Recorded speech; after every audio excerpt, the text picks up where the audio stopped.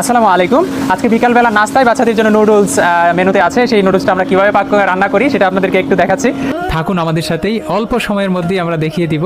একটু শর্ট আপনাদেরকে ক্লিপগুলো একটু দেখাচ্ছি। যে প্রথমে আমরা এই সবজি বিভিন্ন আইটেমের এগুলো একটু সিদ্ধ করে নিচ্ছি। তারপরে দেখুন এগুলো সিদ্ধ হয়ে গেছে। এরপর আমরা চালনি দিয়ে ছেঁকে নিলাম। এরপরে একটু লবণ পানি, যেটা দেখুন চুলায় আগুন কি পরিমাণ তেজ। এরপরে দেখুন আমরা একটু এখানে কিন্তু আমরা একটা লড়াতে দেখা যাচ্ছে যে রান্না হচ্ছে, এটা কিন্তু কয়েকটা পাতিল রান্না করতে হবে। এখানে দেখুন সিদ্ধ হয়ে গেছে নুডলস। আমরা খুব শর্ট দেখাচ্ছি, তারপরে কিন্তু আপনাদের মূল পয়েন্টে নিয়ে যাচ্ছি, কিন্তু ওটা দেখলে আপনাদের খুব ভালো লাগবে। ওই যে দেখুন এখানে অনেকগুলো ডিম আমরা ভেঙে রেডি করে রাখছি। তারপরে ডিমের কিছু অংশ এখানে দিলাম। আরও অনেকগুলো পাতিল রান্না করতে হবে, তো সেজন্য রাখা হয়েছে। এই যে দেখেন এখন নুডলসের মশলা দেওয়া হলো।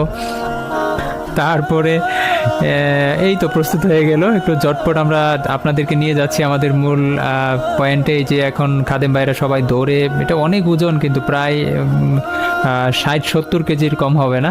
এই যে দেখেন পাতিলগুলোতে আমরা ধুয়ে নিচ্ছি। হ্যাঁ, বাচ্চারা আমাদেরকে হেল্প করছে। এখন এই যে দ্রুত ধোয়ার কাজ শেষ। আমাদের এখানে মোটর দেয়া আছে পানির সুবিধার জন্য, যেখানে আমাদের মূল ক্যাম্পাসটি হবে ইনশাআল্লাহ। এই যে বাচ্চারা খাওয়া শুরু করে দিল।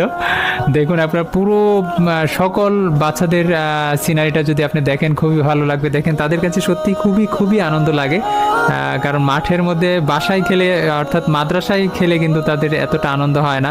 তাদের প্রতিদিন যে এত আনন্দদায়ক এটা, যে যদি বলা হয় যে আজকে মাঠে নাস্তা দেব, এই যে আজকে নাস্তাটা দেওয়া হলো, আজকে বুধবার, তো আজকে কিন্তু এটা নুডলসই ছিল মেনুতে আমাদের। যেহেতু 6 বেলা খাবার, 3 বেলা নাস্তা, 3 বেলা মূল খাবার যেটা, তো তার মধ্যে এইটা এক বেলা বিকাল বেলার নাস্তা আর কি। হ্যাঁ, তারা খেলার মাঠ থেকে যে নামাজের আগে নাস্তাটা খেয়ে তারা নামাজে বসে, তারপরে নামাজের পর সোজা পড়তে বসে যায়।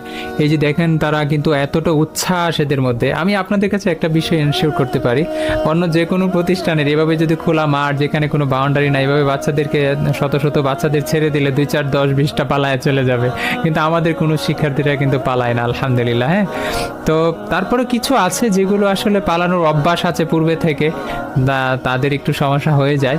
দেখুন এই যে শেষ পর্যন্ত চলে আসলাম আবার।